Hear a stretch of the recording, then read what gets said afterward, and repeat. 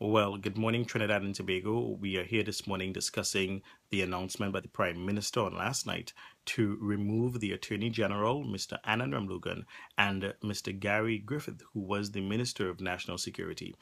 This morning, before we get into anything, I really want to just take a moment to really just say kudos and, excellent job to Mr. Gary Griffith, who was the former Minister of National Security. Mr. Griffith was fired last night, and I'm using the word fired because that's what it is. Mr. Griffith was fired last night simply because he stood on principle. He did not back down from what he believed was right. And we really just want to just say thank you to Mr. Griffith. Now, normally, I do not big up the Minister of National Security because sometimes he does talk out of turn, and that is the truth. However, on this particular matter, I cannot honestly criticize him. All I can do is say thank you very much, Mr. Griffith, for standing on principle, for not backing down, and for doing what is right, not only for your conscience, but for the conscience of Trinidad and Tobago. So thank you, Honorable Minister. Now, let's get to the real issue here. Now, the Prime Minister made some announcements last night, and many of you heard the announcements, and there were some who didn't. So generally, let me just say that the subsequent announcements, which was Stacey Rupnarine and a few other people that were mentioned there in terms of appointments, that has no bearing.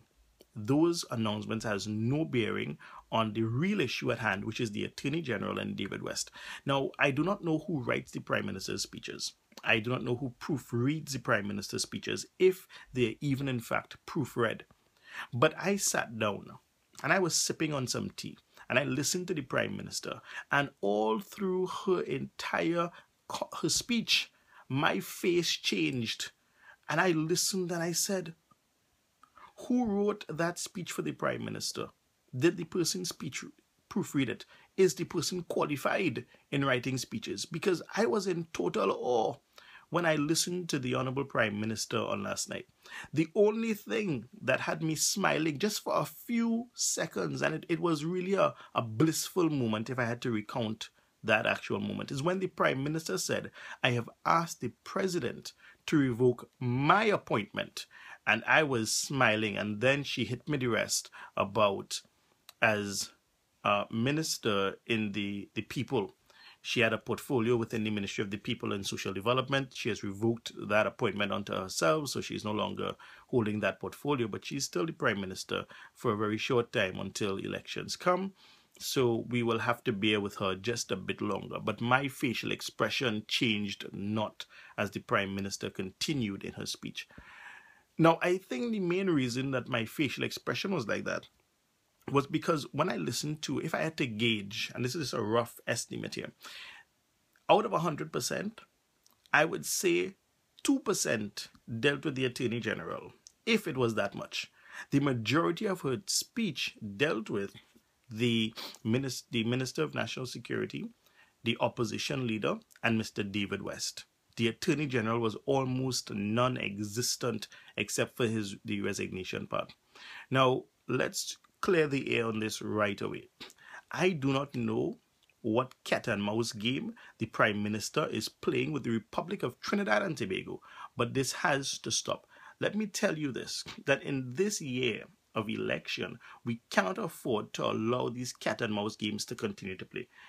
The issue is not the opposition leader. I will say it again. For the Prime Minister, if you're hearing me, the issue is not the opposition leader. It is not Mr. David West. It is not the Minister of National Security.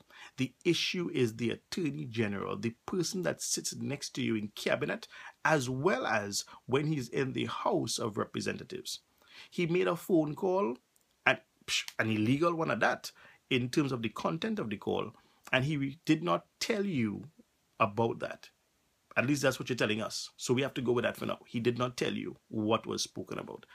The Attorney General, in my honest view, is the only person that was obligated to inform you of that type of information, because the Minister of National Security didn't know what he was calling about in terms of the exact content The Minister of National Security converses with ministers and ministries every day because he's a minister. He's one of the most powerful ministers in the government that deals with national security. He is not going to pick up the phone and call you every single time he has to make a decision or do something.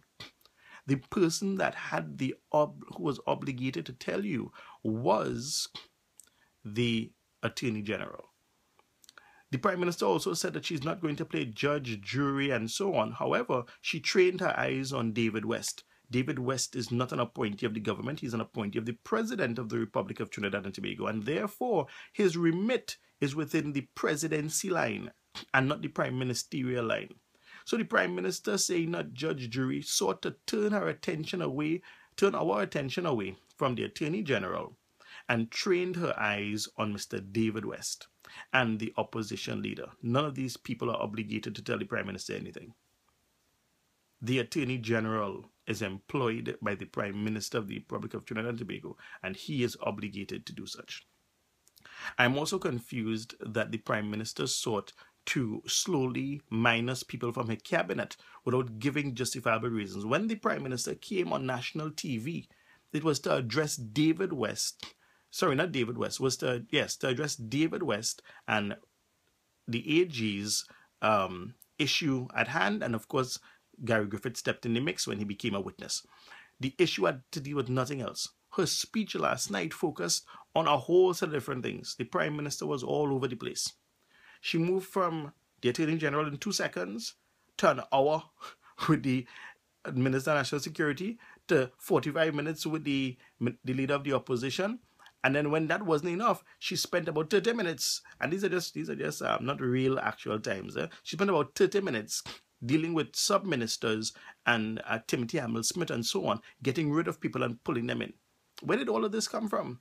Why was Stacey Roopnarine fired? And I'm saying fired. I know that they fixed it afterwards and they corrected it. But her speech at that time, is it that the Prime Minister is reading an inaccurate speech? If that is the case, then am I to assume that everything the Prime Minister said last night was inaccurate? How can you come on national TV, prepare a speech for us, tell us that somebody was fired, and 5 to 10 minutes later, after the speech has been concluded, a new media release saying Stacey Roopnarine still has a portfolio somewhere? What is going on in the office of the Prime Minister? I am even questioning now if there is an office of the Prime Minister. Why was Stacey Roopnarine fired?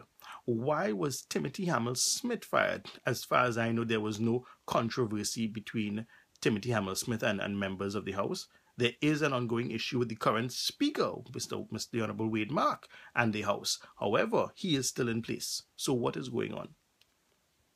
I'm also concerned that Mr. Brent Sancho is now the Minister of Sport. And my issue, and apparently the Prime Minister does, I don't know if conflict is blind, depending on where the conflict comes from, because you fired the Minister of National Security, and these are his words. He called in on TV6 last night and said he was fired after the Prime Minister said he was relieved.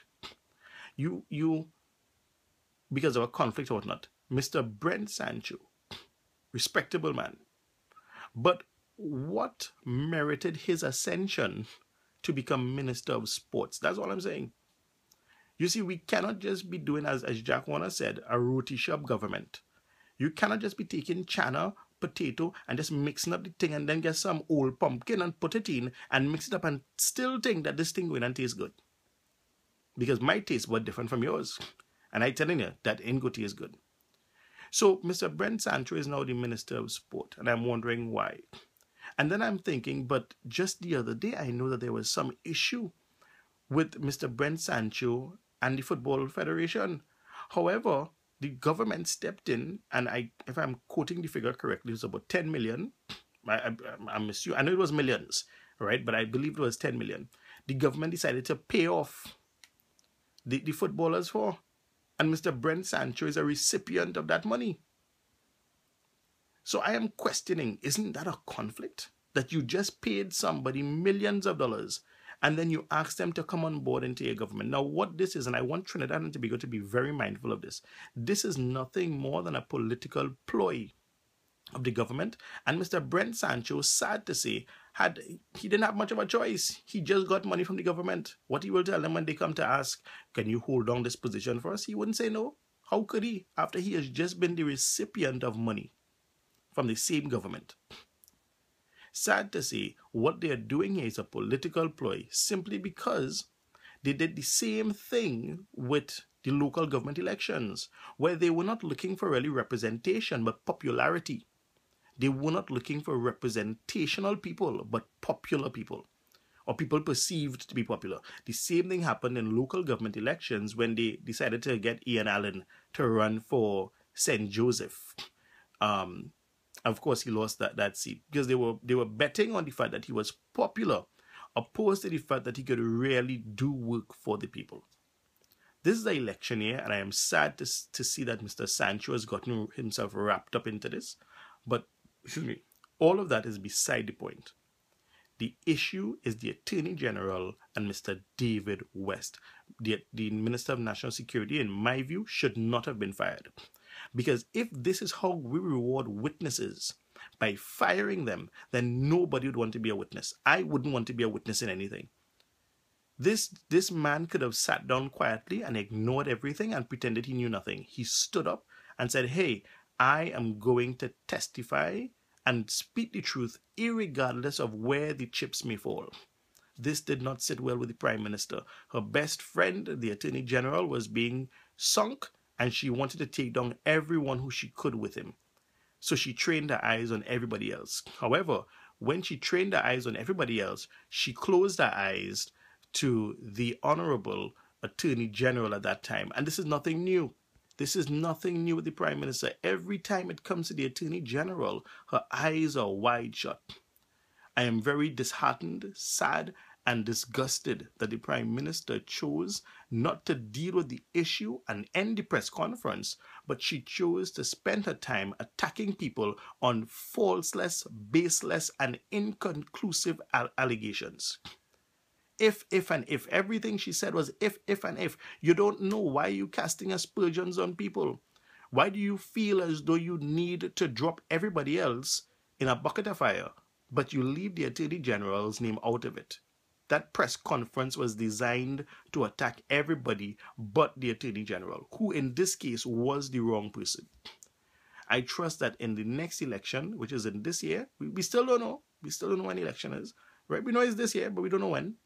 I trust that this year that people of all spectrums of life will take note of what has happened today, and that we will not put this government back into office. Because if they go back in, trust me, hard times is the least of our problems. It moved from hard to worse and terrible in a second. This is the type of Prime Minister we have in Trinidad and Tobago, one who closes her eyes to the truth, but opens her eyes to everything else that may be corrupt and non-positive in this country. I thank you very much for taking the time to listen to this video and hope that it will help you, the electorate, in this election.